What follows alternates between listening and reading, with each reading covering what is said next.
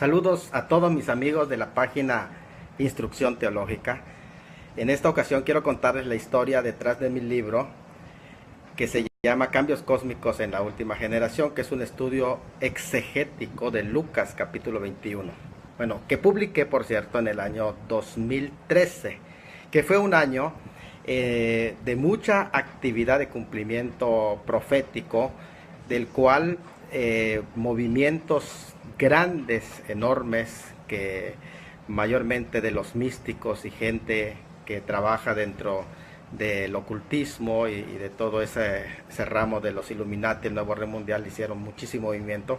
En ese tiempo estaba terminando el estudio exegético de Lucas capítulo 21 y fue que estuve también haciendo algunos análisis de todo lo que había pasado en ese mismo año, desde la renuncia del papa anterior, la elección de un nuevo papa, todas las señales que empezaron a darse durante ese año, que hice esta publicación de este material, de este libro, Cambios Cósmicos en la Última Generación. Algo muy importante que nuestros amigos deben de hacer es distinguir dos señales del fin de los tiempos que comenzaron, los últimos días comenzaron con el ministerio del Señor Jesucristo, pero que profetizó el Señor que el fin de esos tiempos iban a llegar y que habían dos señales muy claras. Uno de ellos es el sitio de Jerusalén, el cual se dio en el año 70 como una señal de que ya estamos viviendo en los últimos días y que el regreso del Señor era certero, era seguro. Al final de ellos, al fin de los últimos tiempos, se iban a levantar desórdenes de tipo cósmicos, los cuales no se dieron en el año 70, sino que esperaban a su cumplimiento para cuando llegaran los tiempos cerca del alumbramiento del Hijo de Dios al mundo. En ese sentido, se habla en este capítulo 21 de Lucas de un tiempo que se le conoce como el tiempo de los gentiles, el cual inició en los días de Nabucodonosor, cuando se quitó el rey de Jerusalén. Y entonces, a partir de entonces, Jerusalén fue invadido por los gentiles, todas las potencias desde Babilonia, Medo-Persia, Grecia, Roma, que estaba en los tiempos del Señor, y posteriormente se iba a levantar el Imperio Romano revivido. Bueno, ese tiempo de los gentiles iba a tener una continuación según el mensaje del Señor Jesucristo en Lucas, y que iba a llegar también a su fin con la venida del Hijo de Dios. Nosotros estudiamos el término generación porque se habla no pasar a esta generación, y nos dimos cuenta que hay dos generaciones, es decir, los contemporáneos de Cristo representaban una generación. Ellos iban a presenciar la señal de la destrucción de Jerusalén del año 70, pero también iba a haber otra generación que se le conoce como la generación de la higuera, del cual iba a presenciar señales de tipo cósmicos. Y cuando hablamos de señales estamos diciendo de presagios, algo a qué señala, porque dice que cuando se nubla el cielo decimos va a llover. Entonces, si hay señales, ¿señales de qué? Bueno, señales realmente de su venida, y no podían ser señales de su venida si los elementos que menciona Lucas no se estuvieran presenciando, no se estuvieran dando. Comenzando con el versículo 24 de Lucas 21, dice: caerán a filo de espada, y está hablando del año 70, y serán llevados cautivos a todas las naciones. Habla de la continuación del gobierno gentil durante ese periodo de tiempo, y habla también de la vergüenza que iba a pasar esa nación como señal. Dice: será Israel, Jerusalén, específicamente su capital, será hollada por los gentiles hasta que los tiempos de los gentiles se cumplan. Habla de un límite. Entonces, la recuperación de esa nación, que se menciona con el término hasta, que es una palabra que limita el tiempo del hollamiento de esa nación hasta que los tiempos de los gentiles se cumplan. Entonces habla de que hay un tiempo, el límite. Cuando ese tiempo suceda, quiere decir que ya la redención estaba cerca.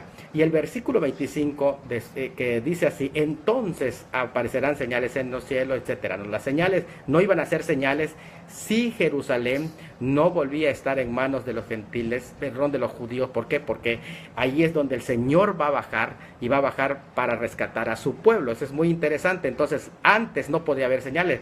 Guerras y hambres y todo eso que incluso antes de Cristo siempre ha habido, no pueden verse como señales, pero tienen que ser señales hasta que el tiempo de los gentiles comience a llegar a su fin.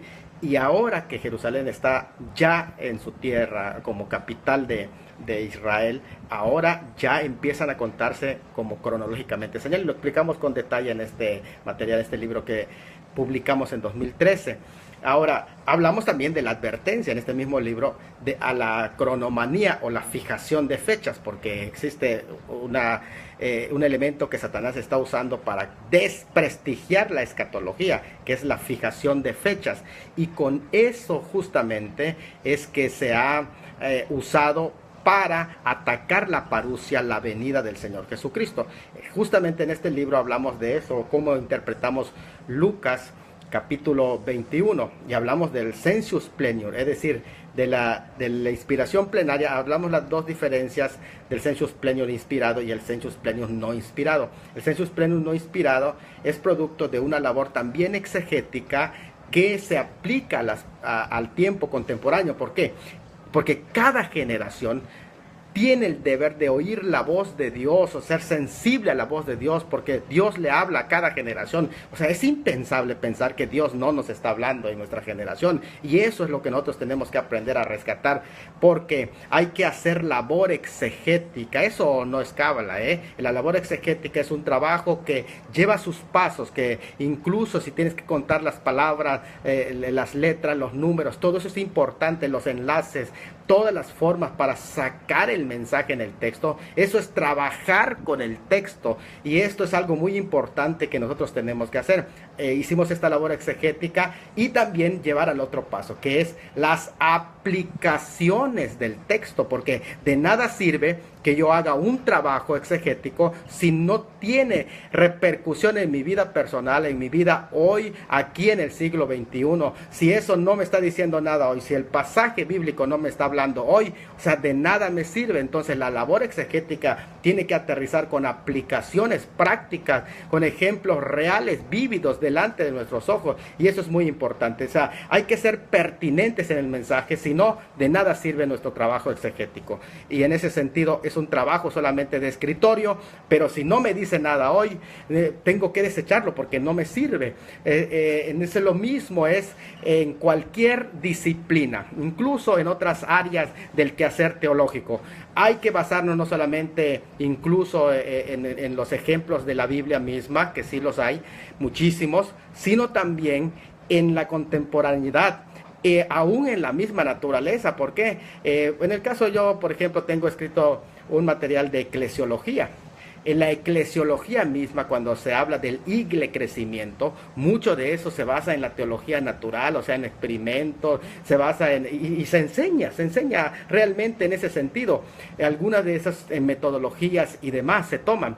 Bueno, muchos se extrañan porque cuando se habla de labor escatológica se tiene que tomar ejemplos contemporáneos, y es aquí donde algunos se asustan o no buscan cómo aterrizar, y entonces tienen el temor de hacer una falsa interpretación, y es correcto, pero también si tenemos los elementos podemos hacer esa misma labor. Bueno, en este material hacemos una distinción entre los tres grandes textos que el Señor Jesucristo dio en los discursos, tanto de Mateo 24 como de Marcos 13, y en este caso de Lucas 21, pero cada uno tiene sus contextos, cada uno tiene sus oyentes. No podemos interpretar Mateo 24, mis hermanos, igual que interpretas Lucas 21, porque hay otros oyentes. Mateo 24 está escrito para los judíos, en la tribulación. En tanto Lucas capítulo 21 está escrito para los gentiles, especialmente para la iglesia. Entonces interesante esa labor, así como Marcos le escribe a los romanos. Interesante que esa labor tenemos que hacerlo exegéticamente. Incluso el mismo Lucas en el capítulo 17 pone otros ejemplos que no presenta Mateo 24. ¿Por qué razón? Porque no son los mismos oyentes. Eso es importante que nosotros lo entendamos para poder hacer una labor de interpretación. Además, fíjense que presento aquí en este mismo libro 3 tiempos y 3 destinatarios en ese sentido. De las 10 veces que aparece en el pasaje el término estas cosas.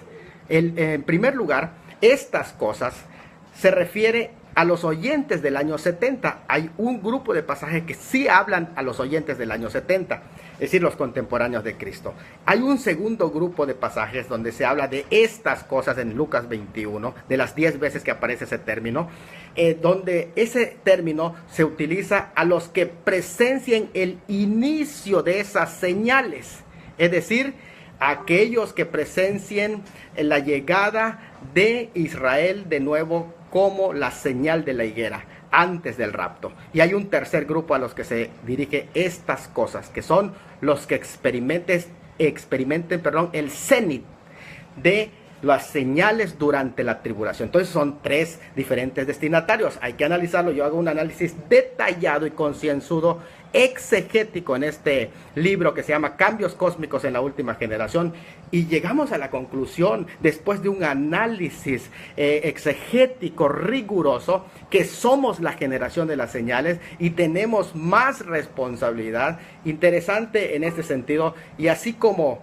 los cristianos de la época del Señor Jesucristo, sus oyentes, sus contemporáneos, esos cristianos, la primera iglesia, escapó de la destrucción de Jerusalén en el año 70 porque fueron avisados y advertidos por los verdaderos hombres de Dios a salir de Jerusalén porque venía destrucción repentina y huyeron a Pella. Así nosotros sabemos que antes de la tribulación, de la destrucción repentina, vamos nosotros a ser llevados, porque dijo: orad para que seas dignos de escapar, dice, de esas cosas que sobrevendrán a la tierra. Por lo tanto, levantad vuestras cabezas, que vuestra redención está cerca. Amigos, les recomiendo este material, Cambios Cósmicos en la Última Generación, un estudio exegético y detallado y completo de Lucas capítulo 21. Un abrazo, el pastor Salomón de la Cruz.